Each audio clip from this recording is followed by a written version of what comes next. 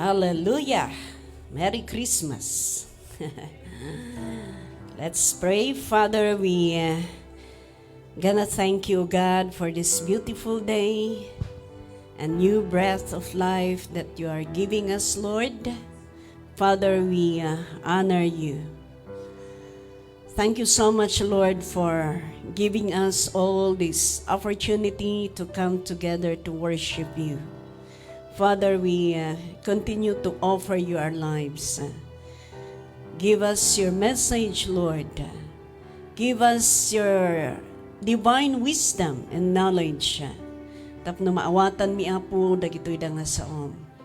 Madaydayaw ko Dios, maitantan og tinagan mo, awanan ti sabali. In Jesus' name.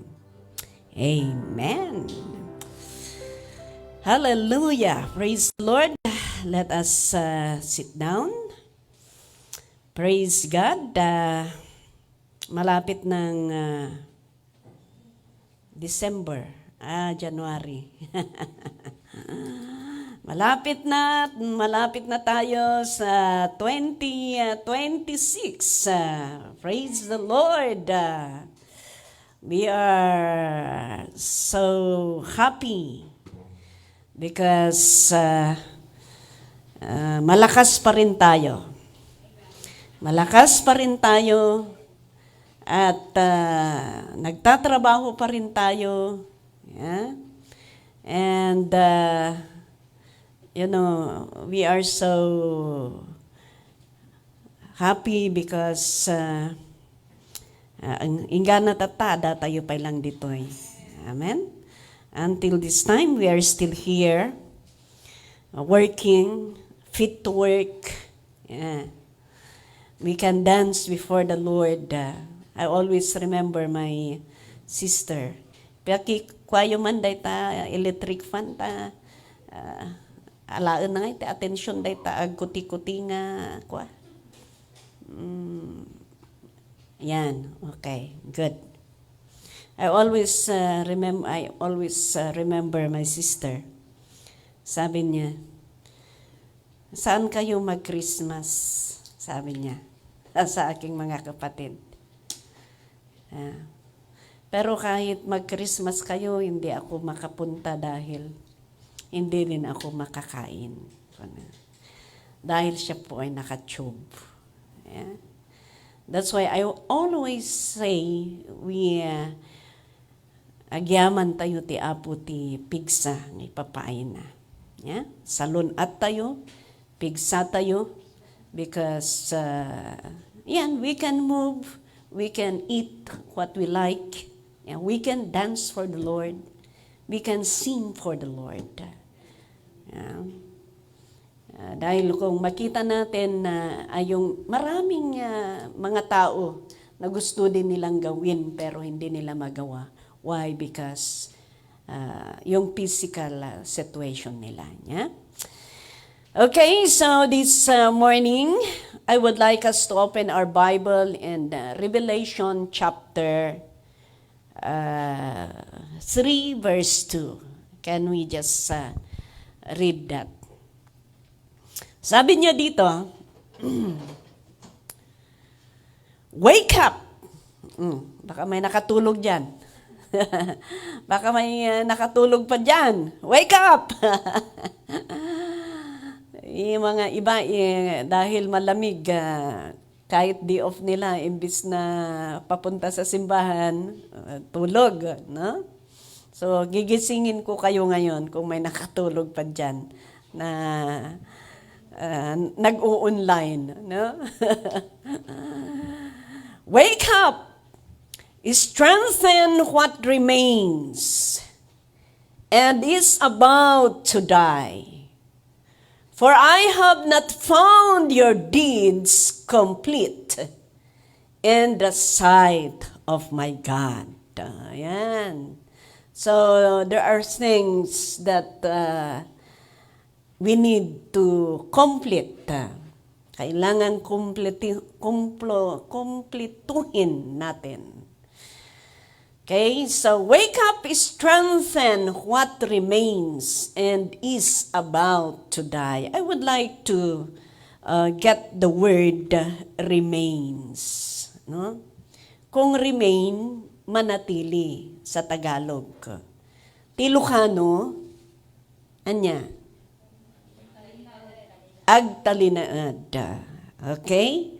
So, ang topic natin ngayon is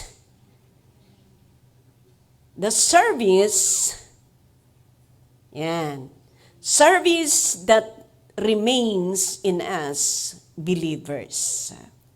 Yung serbisyo natin na kailangang manatili.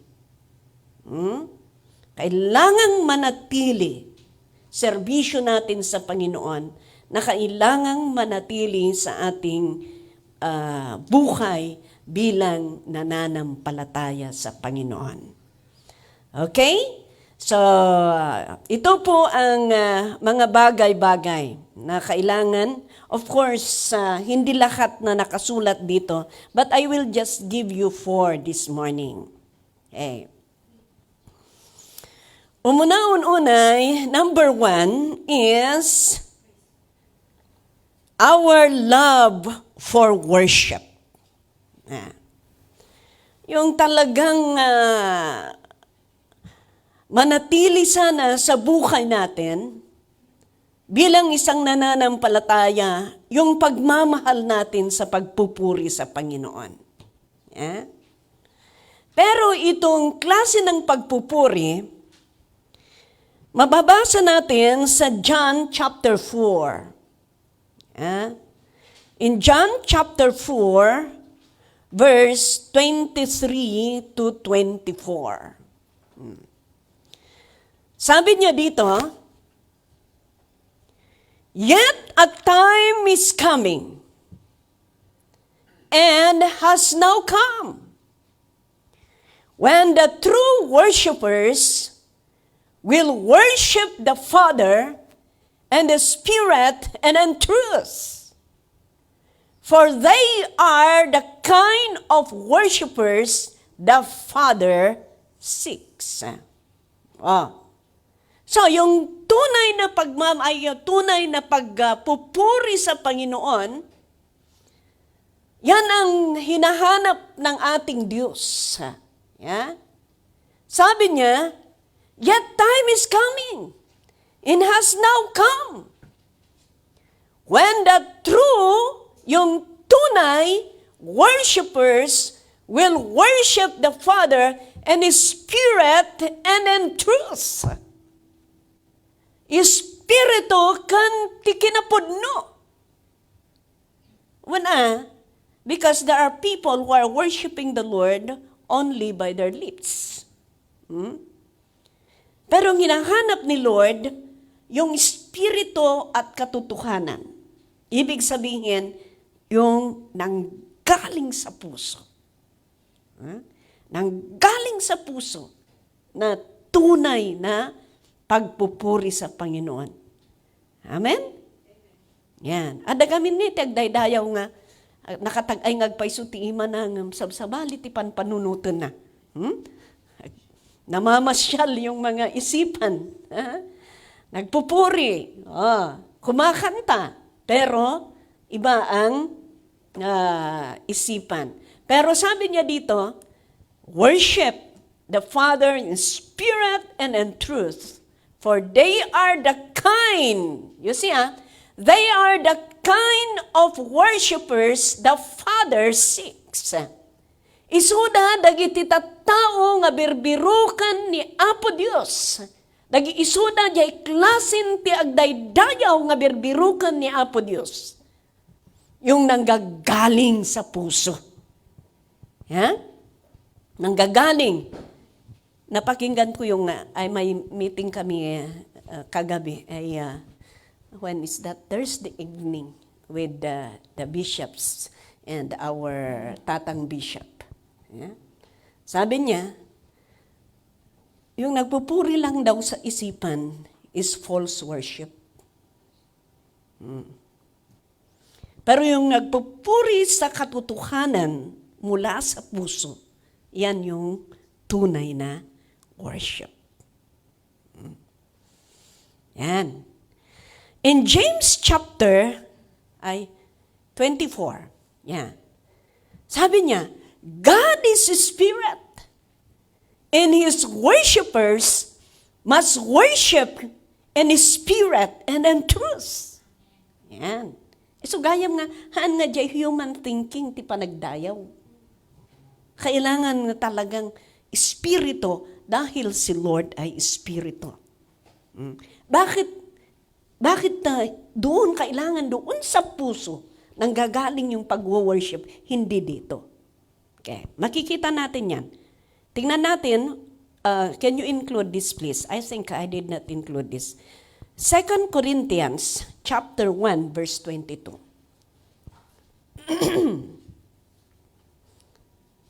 So nga, siya kaya pastor nga ko haan nga di verse mo ti number 1, ingana tilaskot iso. So nga, very alert ulat tati kuan. Tanuan niya ti maipalpalagip. Isu ti mainay-nayon. Okay? Okay. Sabi niya dito, of verse 20, irugi man ti 21. Sige man, kitanta. Okay. Now it is God who makes both us and you, sabi niya, stand firm in Christ. He anointed us, next, set His seal of ownership on us, and put His Spirit in our hearts. Yan. Kaya pala kailangan yung heartily na pagpupuri dahil yung Espiritu ng Panginoon nandoon na i-deposit sa puso natin. Kaya yan hinahanap ng Lord na klase ng pagpupuri. Talagang yung nandoon sa puso natin. Na-impusuan nga talaga nga panagdaydayaw. Ha? Yan. And put the Spirit in our hearts as a deposit, guaranteeing what is to come. So nakita yun di jay, nakita yun jay sayings nga, no salvation. Nag-question da ijay. Like no salvation. Pero, sabi ko nga, if there is no Holy Spirit in you, no salvation. Because the Holy Spirit that was deposited in our hearts, it will guarantee our salvation. Yan. Kaya kailangan na ang pag-worship natin, we need to really worship the Lord in His Spirit and in truth. Why? Because yan ang hinahanap ni Lord na klase ng worshipers. James chapter 4 verse 8. Yan. Alam niyo mga kaibigan, kung nagpupuri tayo sa Panginoon, sabi niya dito, come near to God, and He will come near to you. Wash your hands, you sinners, and purify your hearts, you double-minded. My point in here is that, so that we could worship the Lord in spirit and in truth, we need to purify our hearts. We need to wash our hands, purify our hearts, so that we can come near to Him. Para makalapit tayo sa kanila, sa Panginoon. Alam ninyo, kahit kayo, lahat tayo nararamdaman natin yan. Kung may ginawa tayong mga kasalanan, kahit nagpupuri tayo kay Lord, parang nandoon lang ng sa ceiling yung panalangin natin, pagpupuri natin, parang nagbabounce ba? Ganon. Kaya, kaparte yun. Sa tunay na pag-worship sa Panginoon, kailangan na nandoon ang spirit of repentance. para malinis tayo at makalapit tayo sa ating Panginoon, and we could worship Him in spirit and in truth. That's why, itong John chapter 4, verse 23, ito po ang theme natin ngayon. Ito po ang theme natin ngayon, 2026. Yeah? John chapter 4 verse 23. Okay. Psalm chapter 145 verse 18. The Lord is near to all who call on Him, and to all who call on Him in truth. Yeah. Kaya this coming 24 evening, Christmas Eve. Yeah? Yan. No, nawaya kayo, umay kayo. Let us worship the Lord. Yeah? Let us worship God.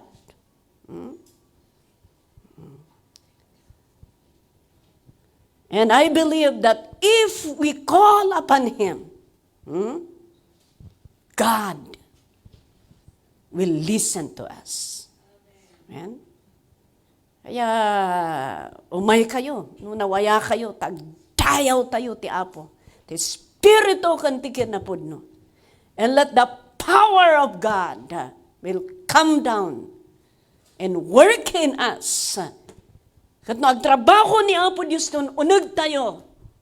There is healing, there is deliverance, there is restoration.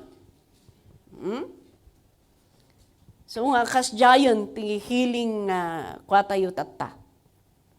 When mat ngagpaiso, you know, that's very true because man cannot heal people.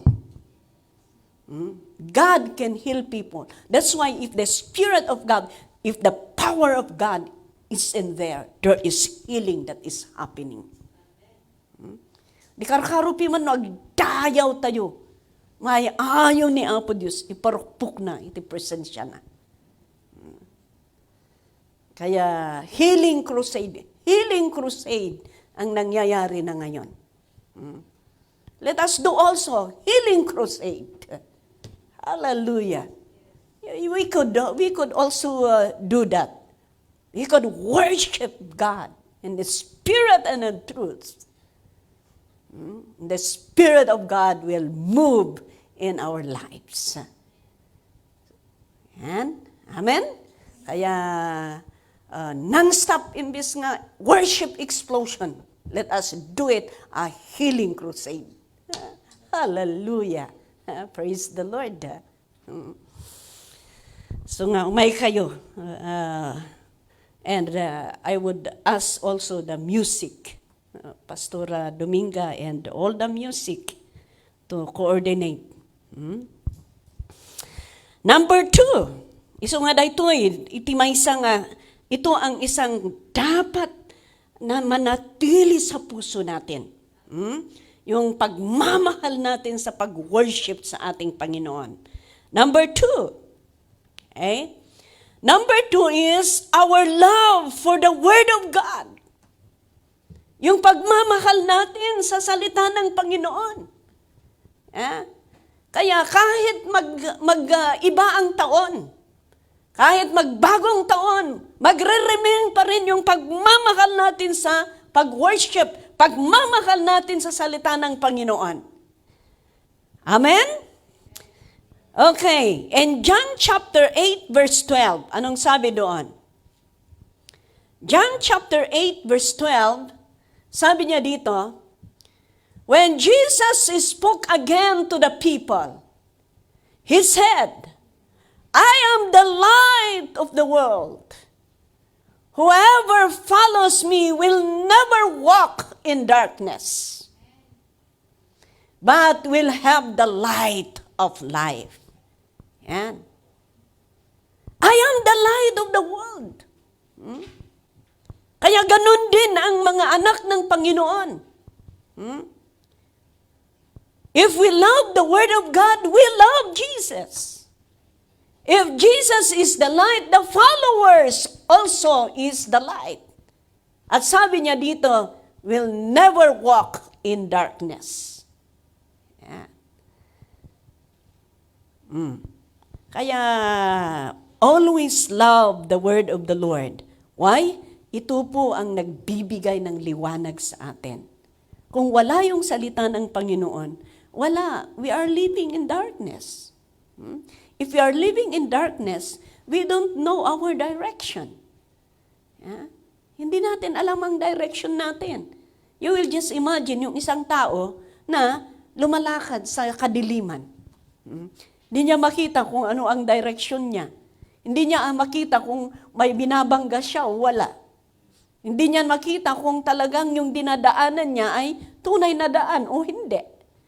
O, baka lumang daan. Or dating daan. Ayan. Kaya kailangan natin ang salita ng Panginoon. In Psalm chapter 119, verse 97. Oh, how I love your law. I meditate on it all day long. Yan. Oh, how I love your law. Sabi yung psalmist dito. Yung law na yan na sinasabi, yung salita ng Panginoon. And verse 103. Verse, the same chapter, verse 103 to 105. Yan. How sweet are your words to my taste. O yan, how sweet. Sweeter than honey to my mouth. Kasi ko mga iti panangraman tayo. Ganun sana ang pagmamahal natin. How sweet are your words to my taste. Baka sabihin ninyo, madimat ti sweet. Tamang padayabentik. The Word of God, mangagas na ito eh. Yeah? Hindi nagbibigay ng sakit. Ang Word ng Panginoon, nagbibigay ng agas.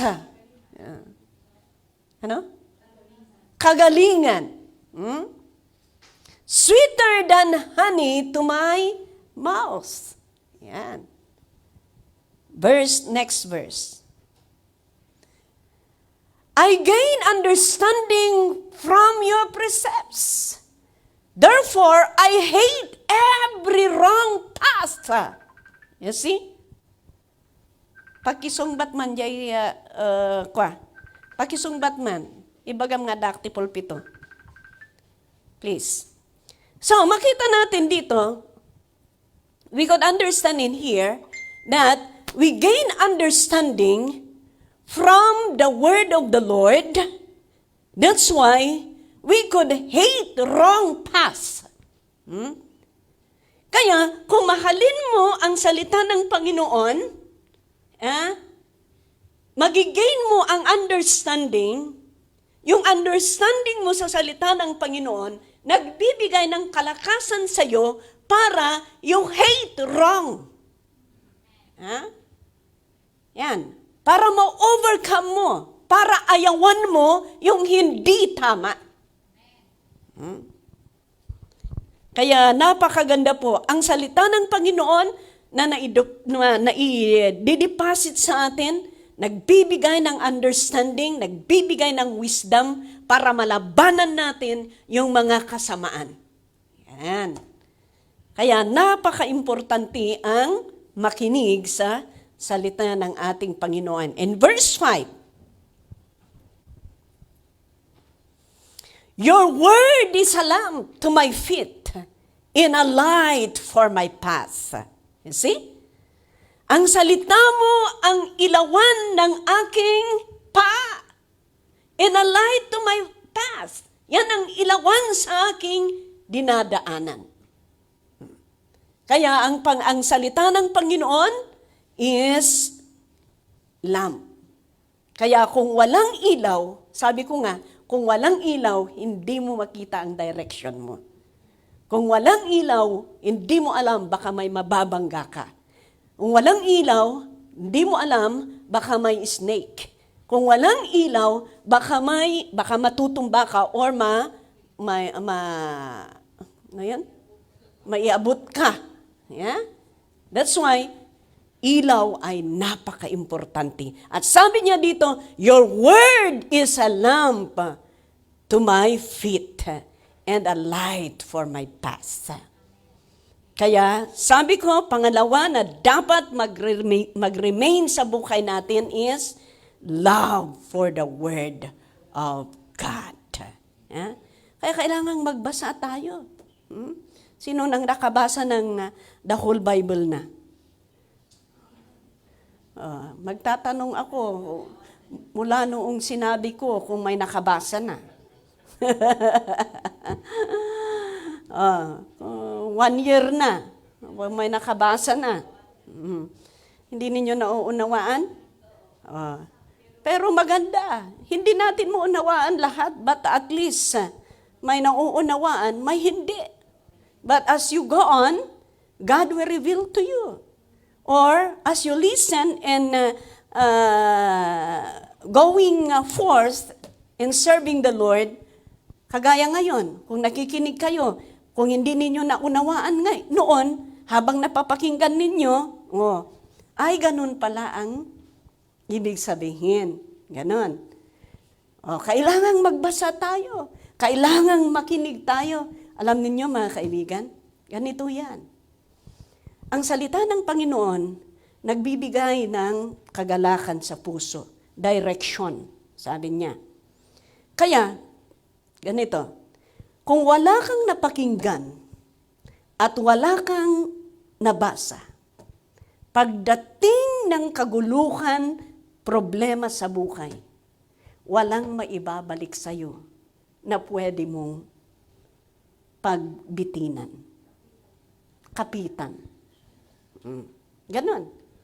Pero kung marami kang napapakinggan, maybe this time, parang hindi mo kailangan yun. Napapakinggan mo lang. Napapakinggan mo lang. Pero, there will be a time, na yung time ng problema mo, magrema yung pinapakinggan mo. At doon kakapit. Paano kung wala kang napapakinggan? Wala kang nababasa.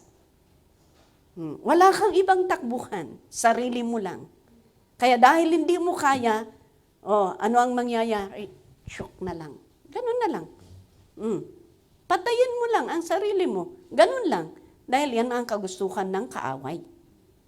Yeah? But if you have the Word of God, then, in times of trouble, the Word of God, ma-remind mo yung salita ng Panginoon. Sasabihin mo sa isipan mo, the promise of God is like this. The Word of God is like this. I claim your promises, Lord. Amen. Okay. Number 3. Number 3 is witnessing for souls or evangelism. Ito ang hindi mawawala. Sabi ko, one of the greatest, listen to this, one of the greatest regrets pagdating ng panahon, kung hindi mo na-share ang salita ng Panginoon sa pamilya mo. Mark my word. Yeah. Mark my word. One of the greatest regrets pagdating ng panahon, kung hindi mo na-share ang salita ng Panginoon sa pamilya mo, sa anak mo, sa asawa mo, sa relatives mo.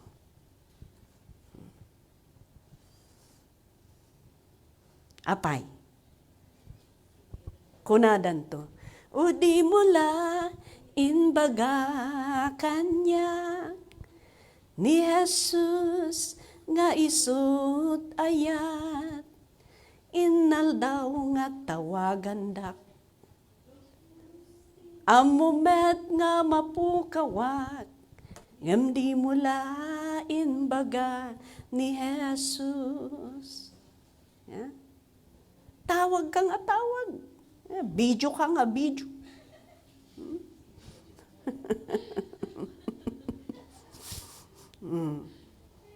Yeah?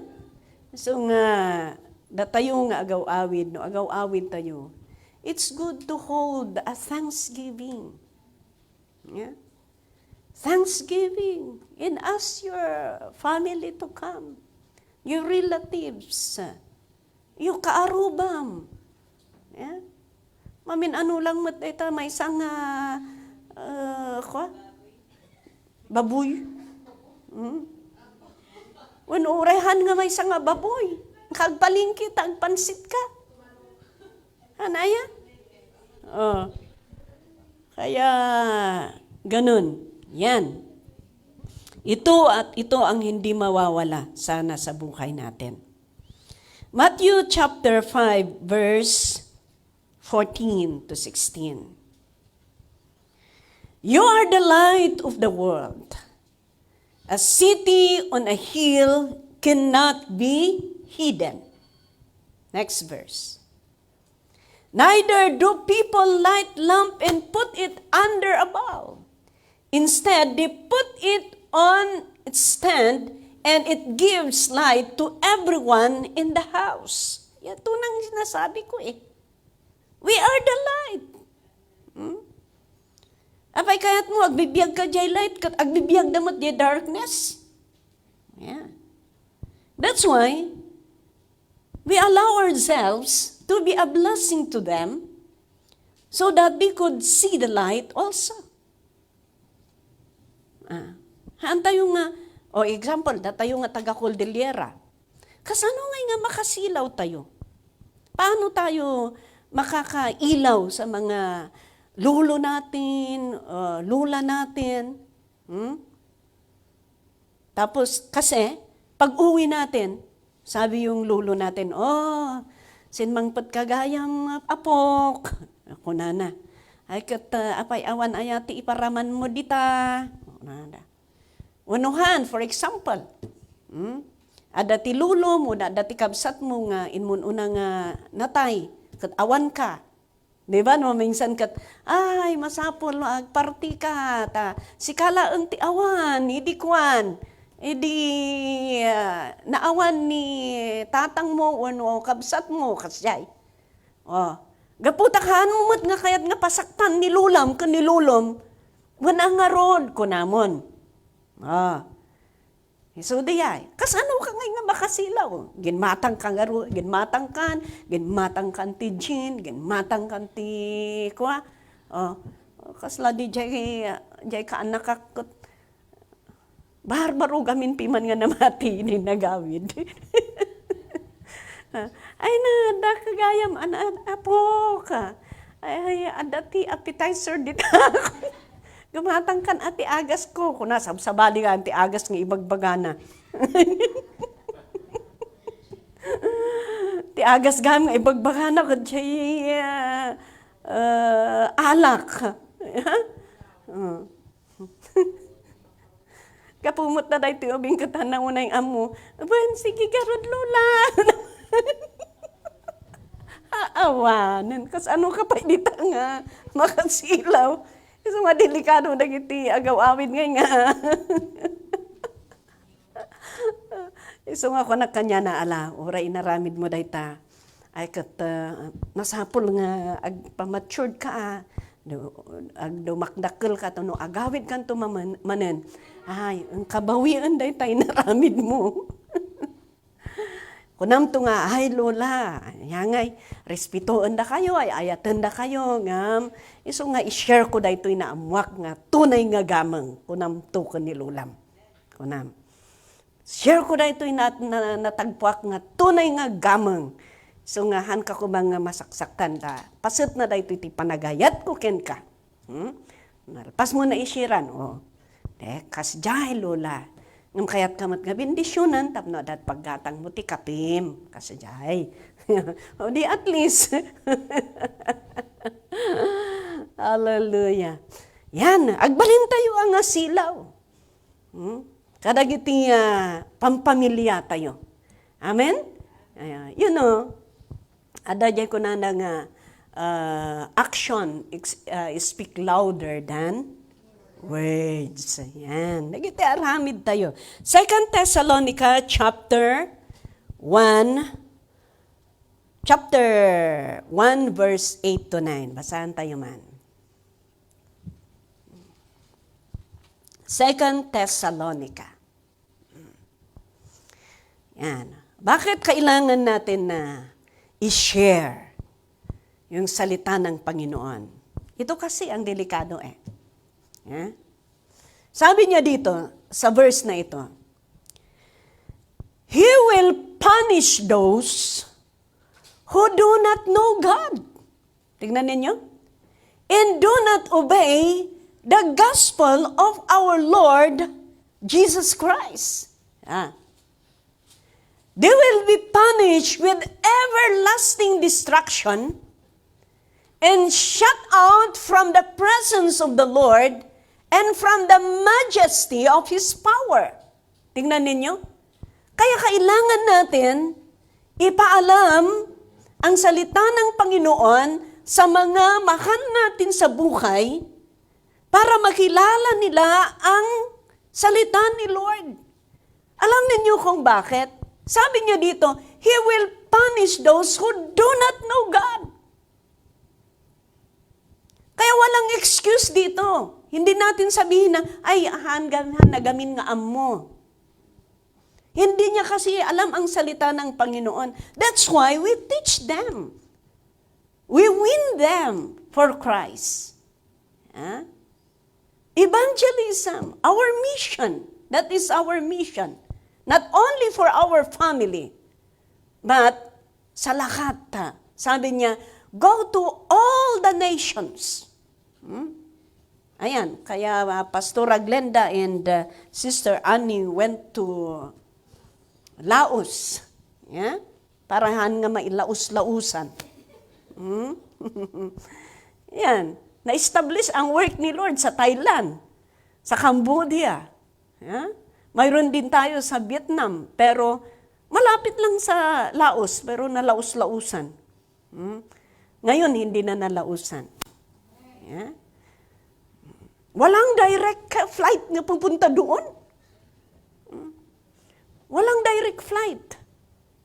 Kaya, ang nakita nila na pinaka-short na stopover is doon sa Hanoi.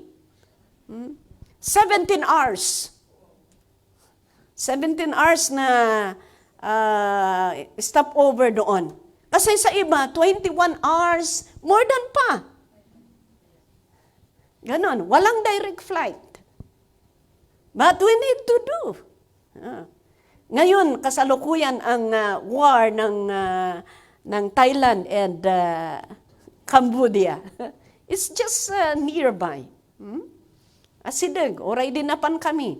Yung flight namin sa Taiwan ay sa Thailand noon, noong last July. Yes, last July. Kasalukuyan yung flight namin talagang doon yung nag-burst up yung war. Matigas din ang ulo ng Cambodia. Thailand lagarudan ti source ti silaw da. Lablabanon da pa. In cut off da tuloy ti silaw da.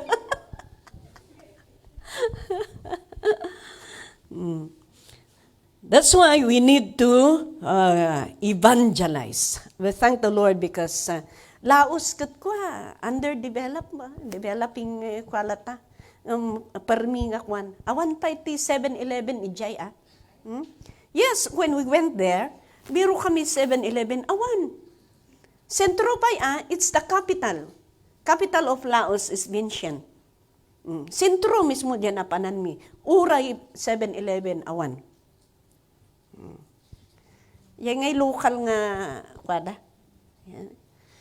Okay, so, witnessing. We need to continue to evangelize and share the word of the Lord.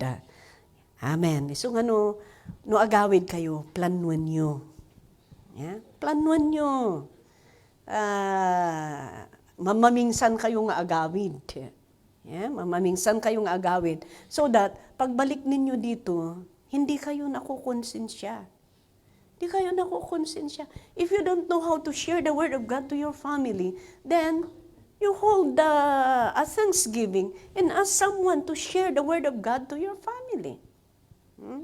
Ganun lang naman ang strategy. Yeah. Hindi yung kailangan na, sika, uncle, lolo, lula, repent.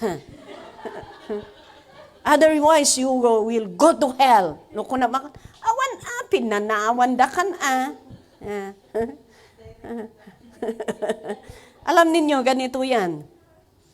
Yung butil ng mais, kahit naganus, kahit bata yun, hindi matigas. Pero kung biglahin mong tusukin, tatalsik yan. Pero kung hinay-hinay, ay makuha mo. Ganun din. Hindi naman masaya kung yan talaga ang sabi ng Lord na sasabihin mo. Good pa rin. Pero kung tumalsik na, paano mo itutuloy? Yan. So, we ask wisdom sa Panginoon. Okay? So, they will punish with everlasting destruction and shut out from the presence of the Lord and from the majesty of His power. Kaya kawawa naman sila. Kaya tayong nakakakilala sa Panginoon, we need to have that compassion in our hearts to share the word of the Lord, to share the love of God, so that people will come to repentance. They will not go to hell. Yeah? Dahil makikilala nila si Lord. Okay. And the last one is prayer and fasting. Prayer and fasting, this is the secret place of a believer. Ito ang sekreto ng mga believers. As we continue to pray and fast. Kaya doon sa Psalm chapter 91 verse 1 and 2. Basahin nga natin. He who dwells in the shelter of the Most High will rest in the shadow of the Almighty. If you fast, if you pray, you are dwelling in the presence of God. Verse 2. I will say to the Lord, He is my refuge and my fortress, my God in whom I trust. Yan. Kung nananalangin tayo, nagfa-fast tayo, nagre-refuge tayo sa presensya ng Panginoon. Kaya, huwag natin wawalain ang panalangin sa buhay natin. Alam ninyo, once na nawawala yung panalangin, yung prayer life mo, lumalayo ka na. Lumalamig, hanggat tuluyan na tumayo ka. Why? Because no communication. Less communication. Kaya palaging sinasabi ni Bishop, communication. Communication. Prayer is communication to God. The more you communicate, the more intimate. If there is no communication, there is no relation. If there is no communication and relation, the result is separation. Yeah. Separation. Bakit nagsiseparate ang mga mag-asawa na sa abroad? Walang communication. Anong simula yun? Less communication. Hanggat mawala yung communication. Amen? Paano na, pastor? No, agim-gimong tayo matgamin no day of me. So nga, adda di jay may saidi nga agong unget nila kay na. Gimong. Awan pa iti oras mo kada kami. Kun-kunan nila kay na. Yeah?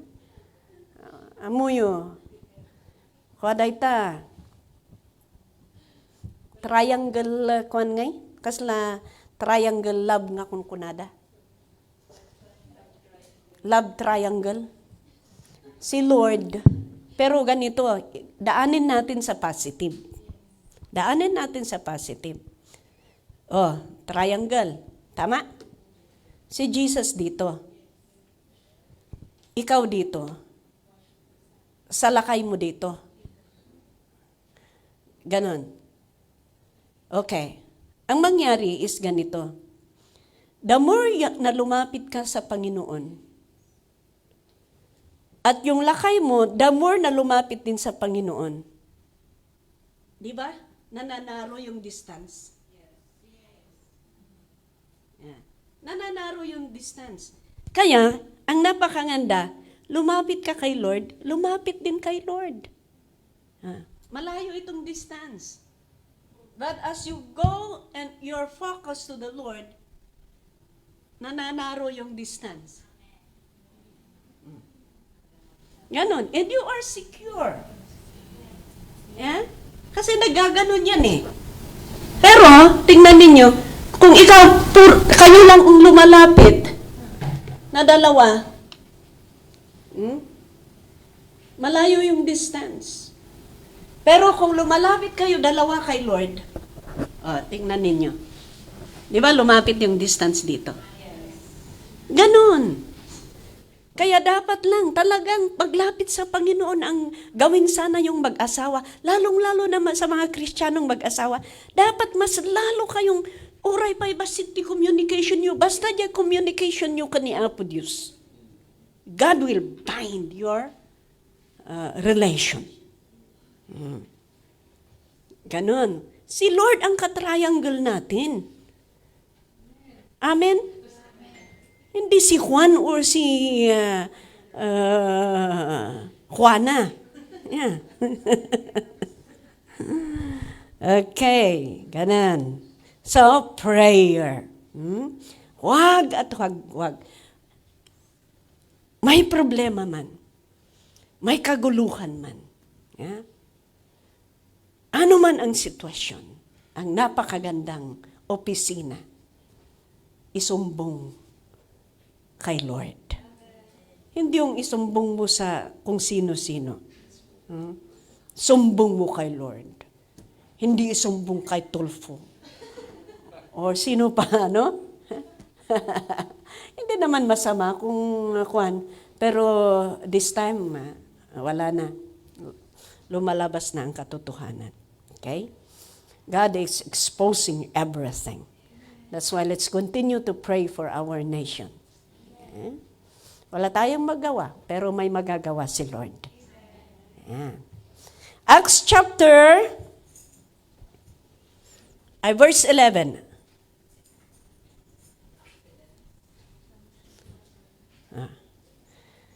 For He will command His angels concerning you, to guard you in all your ways.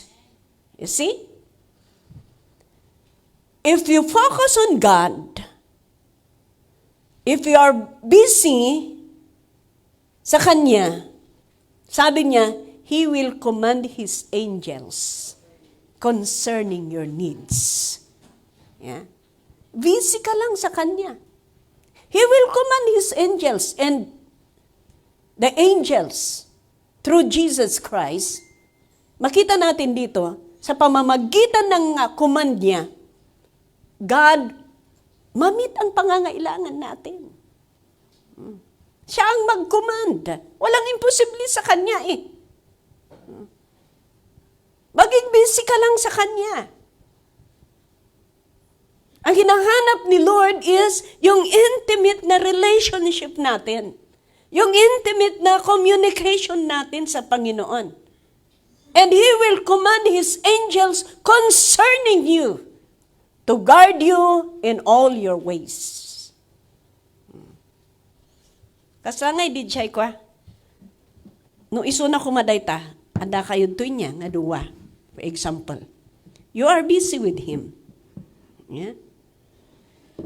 If you are busy with Him, He is the one who commanded His angels to do the things for you. Yan. Kasla jay ngay, speaking in tongues. Okay? Speaking in tongues, you have to speak to the Lord. You're speaking in tongues in prayer. Habang nag-speak in tongues ka, awanan na ibuson ti amom ngay kararag mo, ag-speak in tongues ka. Dahil sa pag-i-speak in tongues mo, God is moving. At alam ng Panginoon kung ano ang gusto mong ipanalangin. And God will accomplish it. Why? Because you are busy with Him. Ganon. Kaya, in Acts chapter 13, kaya napakaganda po na tayo ay palaging magre-remain kay Lord.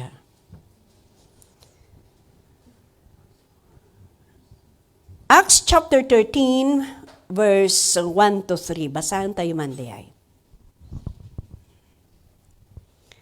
In the church at Antioch, there were prophets and teachers. Barnabas, Simeon called Niger, Lucius of Cyrene, Manaen, who had been brought up with Herod the Tetrarch, and Saul. While they were worshiping the Lord and fasting, the Holy Spirit said, "Set apart for me Barnabas and Saul for the work to which I have called them." So after they had fasted and prayed, they placed their hands on them and sent them off. Anong ibig sabihin nito? No? Nandoon sila, gathered together, fasting and praying. And the Holy Spirit spoke. Ano ang sabi ng Holy Spirit? Separate Barnabas and ibig sabihin, as you pray and worship and fasting, the revelation of God will come down. The Spirit of God will come. And if the Spirit of God will move, will do something. Set apart them. Lay your hands, empower them. As we worship, talutan na i-mention dito, worship, fasting, and praying.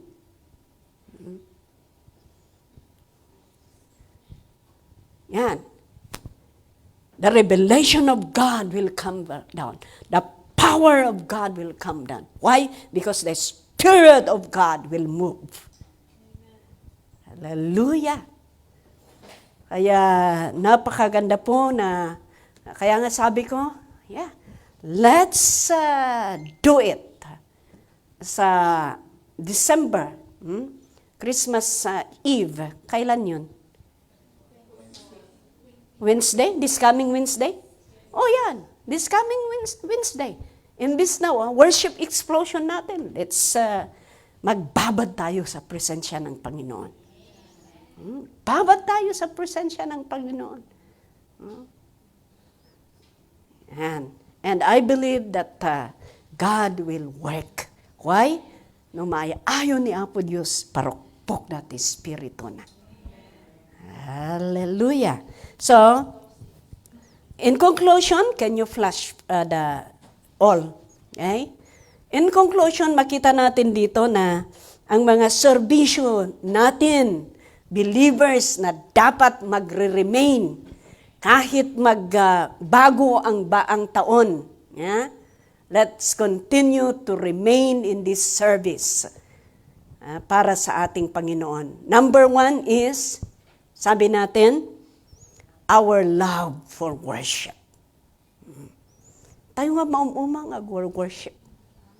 So nga tayo, ramidan tayo to no 24, worship tayo. Worship tayo. Then just short message, worship tayo manan. Hallelujah. Yan. Number 2 is love for the Word of God. Hantay nga maumuma. Let's love to listen and read the Word of God. And of course, act on it. Number 3 is witnessing for souls or evangelism. Never stop in doing evangelism. Because this is a mission of God. And number 4 is prayer and fasting. Yeah? Ito po ang dapat magre-remain sa buhay natin. Of course, marami pa. But ito lang ang aking may-share sa umagang ito. Amen? So, let's pray. Father God, we want to bless your name. We want to thank you, Lord. Panginoon, salamat sa iyong salita. Tulungan mo kami, Panginoon, so that our love for worship, our love for your word, O God, witnessing for souls, O Lord, praying or communication, always communicate with you, O Lord God, prayer and fasting. Father, help us, Lord, na manatili ito sa buhay namin. Gagawin namin bilang anak mo, O Diyos, para hindi kami mawalay sa aming paglilingkod sa iyo. Salamat, O Diyos, dahil alam po namin na kung gagawin namin ito, Lord, masisiyahan ka sa buhay namin. And as we worship you, as we glorify your name, Lord, Father, you continue to do something in our lives. Not only in our lives, Lord, even our family, Lord, at sa lahat po ng aspeto ng buhay namin. Salamat po, Diyos, at ikaw po, Panginoon, ang aming pupurihin, at ito po ang aming samot dalangin sa pangalan ni Jesus. Amen and amen. God bless you. Palapakan po natin ang Panginoon.